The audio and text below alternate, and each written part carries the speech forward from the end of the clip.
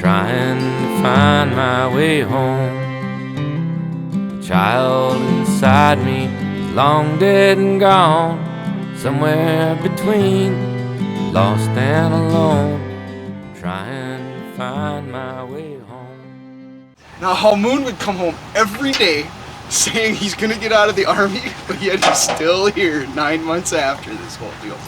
For months we had to put up with Moon walking around going, dude, I found a way, here's the paperwork, here's the proof.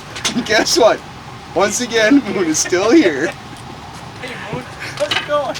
Do you think Moon exhausted all the resources before getting out of the military? Oh yeah. I mean, did he write senators and stuff? Right, senators. He wrote everybody, including your mama, to get out of the army, and it didn't work. He became pretty aware of all the regulations, didn't he? Pertaining to enlistment and retention. Oh yeah. Yes, Moon did. All of them now too. Yeah. Because he shared them with you every night? Yeah. Guys, guess what? Look at this one. This says I'm gonna get out. No, Moon, it doesn't. You're just reading it wrong. The JAG officer even told Moon, you're staying in the army, son. There is no getting out. You think you are Uncle Sam's redheaded stepchild, and he is whooping your ass. Thank you for sharing that moment with us. Specialist Moon he's quite a character. I love his antics about ripping on other people. They're quite hilarious at times. I don't find him picking on me much, which is a plus. And he is an excellent game cracker. How many games has he cracked? I can't count that high. A lot. A lot. Many gigabytes worth. The Moon Show, I believe it was called, right after Thanksgiving, and it was a really good show. We had the skit that went on and made fun of the commanders and such, and it was really good until he got to the part where he wanted me to go up there and sing. First he asked my first sergeant brother to go up there and sing, and I'm thinking, oh no, he better not, you know, and no, he wouldn't do that to me. You know, he's in my section, why would he do that to me? As soon as my brother was done, you know, he made the comment, you know, well, why is it that First Sergeant Molly is a First Sergeant and Staff Sergeant Molly is just a Staff Sergeant, you know? Are there other avenues or other areas that Staff Sergeant Molly might be better than First Sergeant Molly? And I had to go up there and sing, and I was mad at Moon. He kind of goaded you into that, eh? Yeah, you worked me into that one, so I had to. I had no other choice but to go up there. So I went and played, and I was kind of nervous, and I don't know. After I was done, I was all right with it. I was happy he asked me to go up. Was that the first time you played in front of people? Yeah, other than the little things that we had outside. Well, one day back at Fort McCoy, this was way back in March. Moon and I took his C out for a little drive. I don't even remember what we were doing. And he got pissed off for some reason, and we got back to the motor pool and took his Kevlar out, threw it on the dash. He threw it kind of hard, and it busted the windshield. So then we proceeded to go find someone for maintenance, and told them they were driving down the road following a 5-ton or something, and a rock flew up and hit the windshield, and they believed it. Did he ever get in trouble for that? Nope. No, everyone bought the story, eh? Everyone bought the story. Wow, you must be one hell of a storyteller.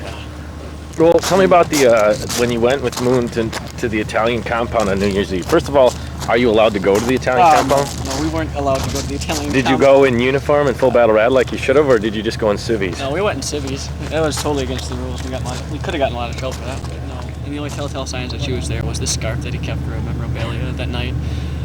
It was just kind of strewn out around a bottle of whiskey that was later found, and Moon was extradited for that.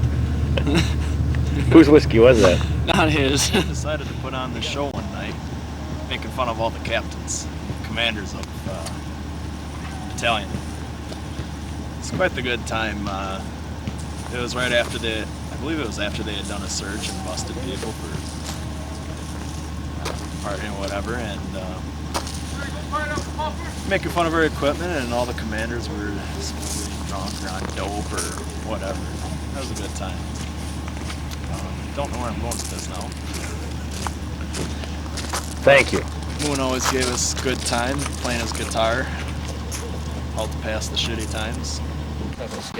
Tell me about the skit you did with Moon. No. Moon's an asshole. I hate him. I know he's an asshole. Everyone hates him.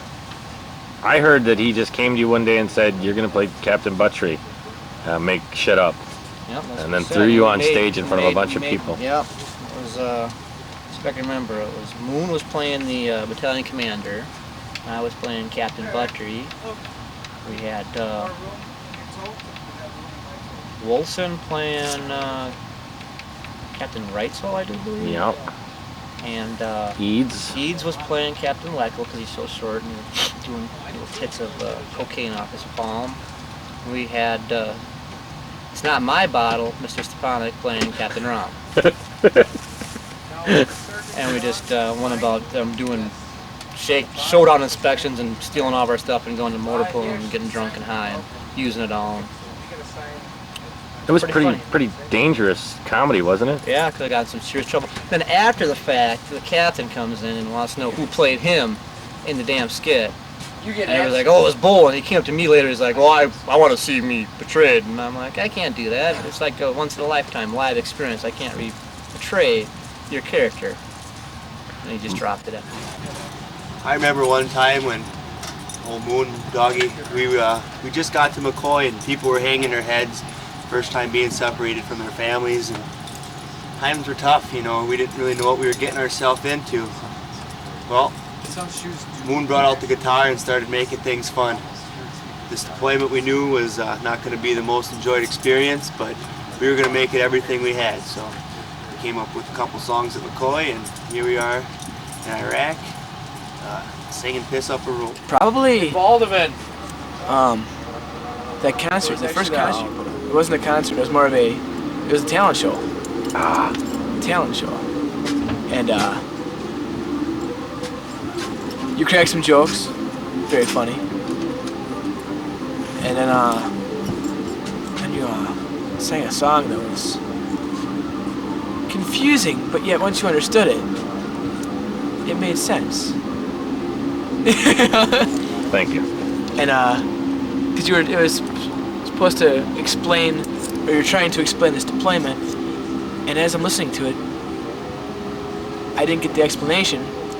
And then once I watched it again, on because we all have it on our computers now, it made sense. And the fact that we're here, and there ain't nothing we can do about it. Just sit here and hope to go home. I remember when Reverend Moon did Praise the Lord. He said, praise the Lord, brother. Touch yourself. Nothing wrong with touching yourself. It's healthy for you, see? So go ahead and touch yourself. Johnny, touch yourself. Let me see this. Touch it right now. Touch yourself. Oh, does that feel good? Where'd that come from? The Reverend Moon. Praise the Lord. I don't have the black shades on, but that's my impersonation. When did he do this? He hasn't done much recently. When it was really hot and you're sweating a lot, so he's touch yourself. That's when he did it this summer, last summer. Was it funny? It was hilarious. You know, it's just enough to, you know, to keep you going. Summer sucked, and you need a little humor, or a man will go insane. It was good stuff. Hello. Hi, you know, I'd really like to just add in the fact that I remember when I first got here back in October. You gotta add the whole back in October. We used to sit out for hours and hours on end until God knows how late. 2, 3, 4 o'clock in the morning, singing songs, talking dirty, telling nasty, dirty stories. Anything we could really do to occupy our time because we just didn't want to sleep. But yeah, that's my most memorable moment. Because Moon was there, singing, playing, having a wonderful time. And drinking? And yeah, ever so often. And you know, Moon is just like so fun. He's the best. And tonight I'm planning to go with Moon on a date, go to the Korean. So we'll get back to you tomorrow. See how that goes. Specialist Wild. How long you been in the military? June will be combined of 15 years. And what's your most memorable Moon moment? Actually, I was trying to think of one, and I really couldn't think of one for Moon, but then as I was still thinking, it's like, there were a lot of them. I guess it would have to be every time he was playing guitar, starting back at McCoy. Very talented guitar player and always kept us entertained. It didn't matter where we were, he always had that guitar with him. And it didn't matter what kind of music you got into, hey, it was music. And, I would have to say that about the guitar playing. When you would play for us when we were at the Old Tent City, you just sit out and play and make up songs, and when we were at the maintenance party and I decided to sing along with you and I didn't know any of the songs. That was truly a memorable moment. What about our anniversary party? Oh yeah, they came back and sang that song for us? Yep. That was an excellent song. Garden party. Yep. Oh, excellent. See, you playing guitar a lot? That's what you remember? Yeah. And then digging with you on. That was fun. How's your guitar playing coming? I don't know. Still need lots more practice. Thank you. Have a good mission. Be safe. Yeah, I had guard duty. I was in MRA. What was it? MWR 10. And I was pretty lucky because the moon show was going on.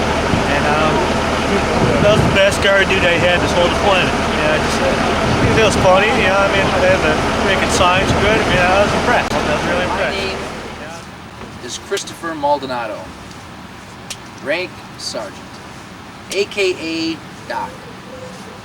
I've been asked to bring up a special moment with Jason Moon and the deployment. And it's my understanding that a lot of people would have brought up situations like, I remember when Moon, damaged a vehicle. I remember when Moon, I don't know, was hiding Haji whiskey.